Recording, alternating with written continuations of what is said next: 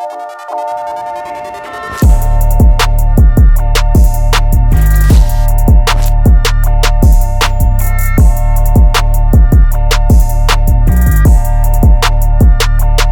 up, guys? Welcome back. Another new episode here at Kibbetech. Let's just dive right in and see what we got going on this week. So you can see right here, the front of the Tundra has got a substantial amount of tube work and shock mounts are established in it. We're going to leave this area open until we get the motor in there and we get the suspension, get the tire at full steer and full bump, make sure we don't have any interference issues, since from here to here is a little different than the tube chassis truck, which we know clears the tire and everything at full compression. So yeah, so we had that fixture right here, which bolted on to the steering box and the tubes, and that located the shock mount. And then from there, we were able to make these tubes and tie it in to the dash bar. And then all these tubes right here, this X, these, and this section of tubes right here, that was all laser cut, so it's just the same exact tubes from the tube chassis truck over there. So yeah, it's taking shape pretty good. We'll put the fixture in again after this is all welded, and then we'll establish our bump mount area. We won't weld the can in until the very end, until we know exactly where it bottoms out, and we don't want the bump stop to bottom out too early or too late. So we'll do that with the arms in, but yeah, really happy with the progress. He's about a day and a half into it so far with this. So started on it yesterday morning, and here we are next day. So yeah, let's go see what we got going on in the chrome truck. Oh, big sheet metal guy. See right now, Cade's doing some sheet metal, some fillers. So there wasn't a way to really get the dash to be all one piece all the way to here. So from here forward, it's just gonna be all sheet metal, all welded in, blended out. This will all get upholstered anyway, so it'll just be a nice little seam right here, and the dash will bolt on separate. So yeah, got the whole frame structure all done behind it. This is all bolted in solid, and then just doing a little 3-piece panel setup to fill all this in. So coming along pretty good. I got a bunch of electronics on the way for the dash, shifters on the way, columns on the way, and then this thing will be ready for a few final touches, and then we'll pull the cab back off and send it out for post-process.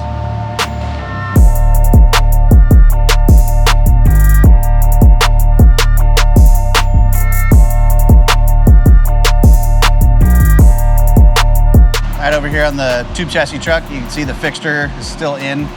I'm gonna finish the tube on that side. You can see I got this side in, and this side just root passed, and this filler piece all tacked in. So I'm gonna get the other side to this point, and then let it all cool off, and then I'll pull all this fixture stuff out and do some more final welding in there, get this section of tubes all welded, and then I'll be able to put the X in. But yeah, it's coming along really good. Really happy with it. Shock mount turned out nice and, you know, fairly straightforward and simple, even though it's very complicated. But we also got the ID Designs front plate in there. So you can see this is not the one we're running in this truck. This is the PreRunner setup that runs a lower mount power steering pump, and it's got a AC and a alternator, same setup like the black PreRunner.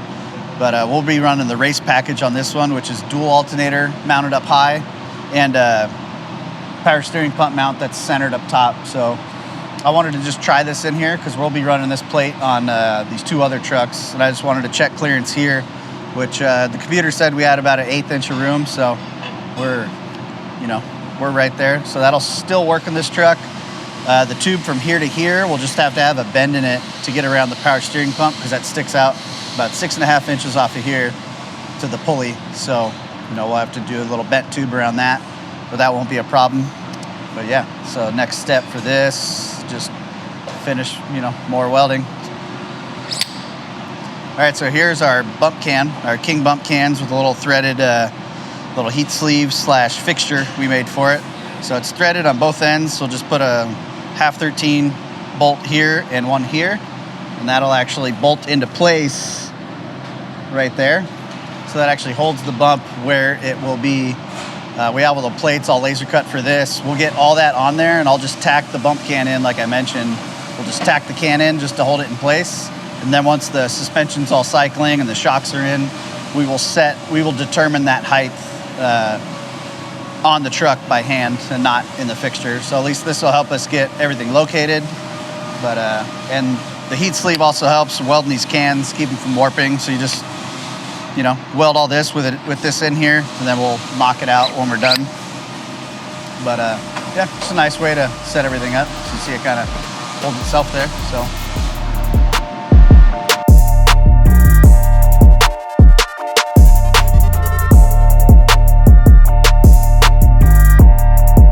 All right, everyone always asks what's up with the OBS forward in the corner. Well, here it is. I don't know what year it is anymore. I think it's a 92 or something, but OBS F-150. So we'll just start up front. It's a custom beam kit that we made a while ago. It's got a 408 for Mullenix racing engines. We're redoing the motor mounts right now because they were already done. Everything was already done, but these headers that we have, we're kind of getting into the motor mount a little bit. So we just decided to redo the motor mounts. And while we're at it, give ourselves some more room to make the motor mounts easier to get in and out of the truck. Because basically by the time you unbolted them, you couldn't even move it in the truck. It was just too tight. So we're just redoing that. That's what he's working on right now. And then getting the headers fit. Pretty much that's all that's going on up here right now. Shock mounts are all done. Bump mounts are done. Beam pivots, radius arm pivots are done. We need to finish all the steering, which we're gonna do something totally different that no one's done yet. Not gonna show you until we do it. But moving along towards the back, well, I guess the middle, you can see there's no floor, just basically a slip cab. Shocks for it are just sitting in there in the boxes. We did change a few things on it. There was another cab on it. We got this one that has clean registration. The owner, Pat, just picked this thing up for super cheap, so we ended up just putting this cab on it. We did change the cage layout. It didn't have this A here in the center, and it didn't have that center bar, so we added that. And then it used to also have bars coming out the top. We just capped those off up there. And then the back half was actually 4.5 inches longer from here to here. So we actually cut it off, cut the frame rails, cut that tube, cut this tube out. This is a new tube right here. But we cut that out, shortened it by 4.5 inches, and then moved it back on and replated it and welded it to the truck and put this tube in with the gusset. The wheelbase is just a little longer than I wanted it, so I made the executive decision to cut a bunch of stuff out and shorten it up. But this is our original set of frame rails that we used to make. You've seen all the ones we make now, just a little different. It still has the same like bolt-in bump like the other trucks. The back half is like similar to the white truck with the wedge cell. This is just like a one-off cell that we built to this truck for this truck. It's got a pretty cool like removable rear section. So this part actually would bolt in right here, and then that section bolts on up there, and that holds the fuel cell down. So makes it nice and easy to get the fuel cell in and out. And then we're not gonna run any more down bars out of the top. We still gotta add the X back in from like this corner all the way down to that corner. We'll get an X. We got a brand new TubeWorks rear end housing for it. Got all Pro-Am hubs and brakes for it. Just kind of upgrading everything from when we were originally building it. It had a smaller rear end, smaller hubs and stuff like that. So it's getting a little updated with all our newer parts. We're still gonna add a tube out here to there. And then we're gonna do a really low pro shock mount that'll pretty much go from the bend on this tube, kind of key in and then go that way. So really low pro, kind of like how the F-500 was done, just pretty smooth, simple top with no tubes coming out. Single spare tire offset to one side with the jack right here. We have all auto fab glass for this thing, auto fab bed sides, front fenders and hood. It's got an OEM chrome grille and headlight bezels and polished Innovate wheels, so it'll have a very nice old school look to it. So yeah, you'll be seeing a lot more of this in the upcoming episodes, and just more proof that we do work on Fords. We built quite a few Fords, and everyone always thinks we just built Chevys because that's what we build the most of, but We don't pick what people bring us. So, yeah, stay tuned for more on this thing.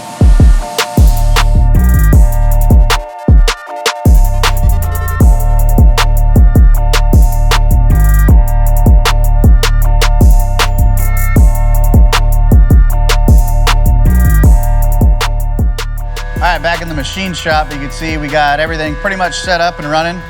We got a bunch of new, 3 new tables with a nice wood top on it, nice workspace for each machine. Each machine got its own cart, so as we're machining parts, we can stay a little more organized. We still got a bunch of stuff right here to go through, but yeah, lathe got its own setup, the mill got its own setup, 5-axis got its own setup. So this will like stage material when we're ready to machine it, and then start lining everything up over there. We're gonna clear this one off too and make this kind of like a area where we can put parts in between steps. Yeah, just get them a little flowing a little better for production. We should be running the UMC in a couple days. All the tooling we ordered got a little held up, and then Haas got a little held up on their initial setup, so we're just kind of waiting now, but it's pretty much ready to go. We just don't have any tools to put in it, and I don't want to steal any from this to run it. So yeah, next time you see us, we'll be running that machine. Max is getting it all loaded up with coolant right now, which is quite a bit of work because it's about 95 gallons of coolant that thing holds. So he'll be doing science projects here for the next hour or so. That's a nice drill. Where'd you get that from? Your toolbox? Cool.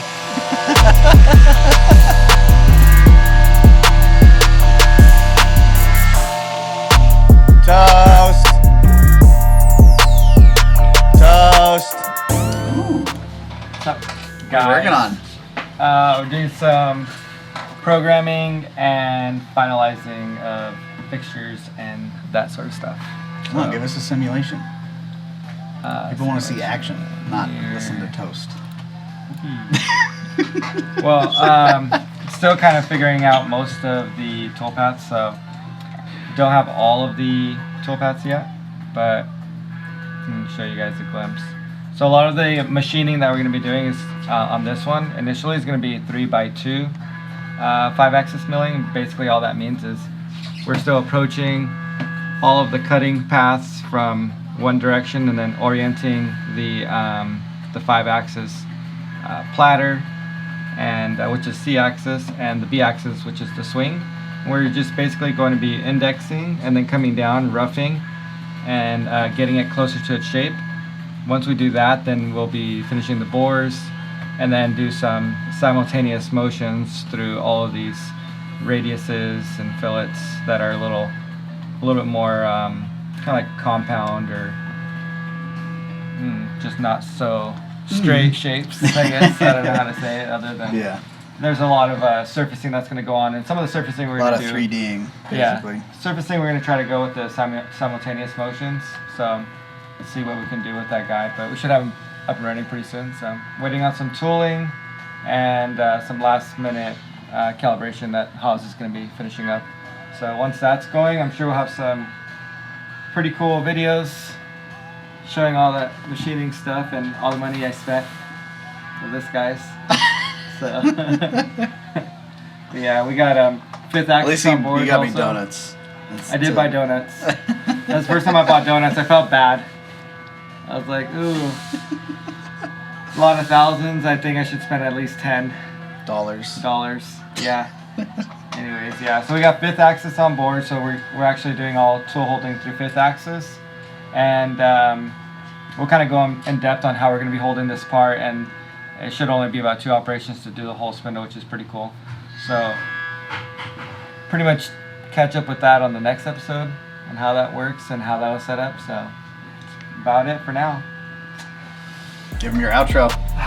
Thanks for tuning in. Kibbetech episode.